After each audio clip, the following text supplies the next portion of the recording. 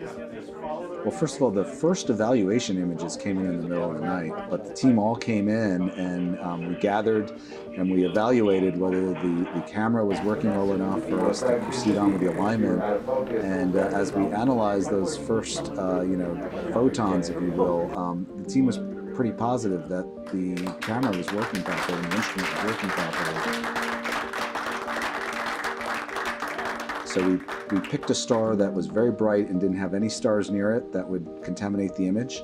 We know that the primary mirror segments aren't aligned, so they actually act like 18 separate telescopes, and we expect to see 18 separate images, one for each mirror, that are a little bit blurry at this point because we haven't aligned or focused anything.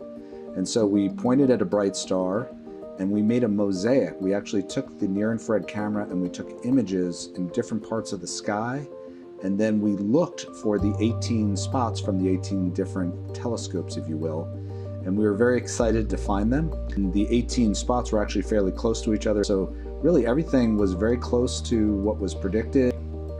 We've identified which of the 18 spots is which mirror. At this point, we even know which ones are from the wings, and it turns out one of the wings, you can actually see those 3 spots are a little farther over, and that's sort of what we expected.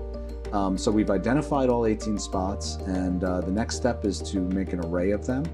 And then we're ready to start what we call global alignment, which is when each of those 18 spots will start to be aligned and focused.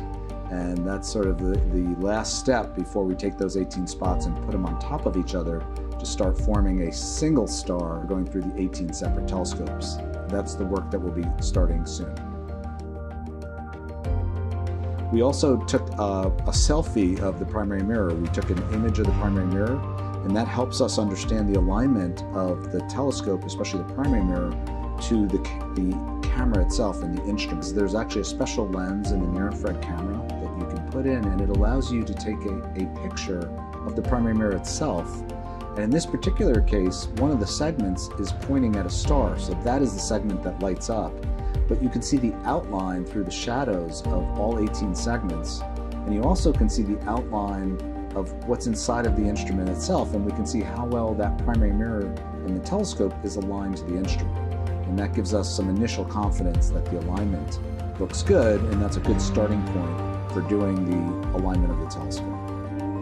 We have now gotten some data looking through focus, and we've been able to see that we don't see any surprises in the shapes of the mirrors that we're looking at. So far so good, but we do have a long way to go.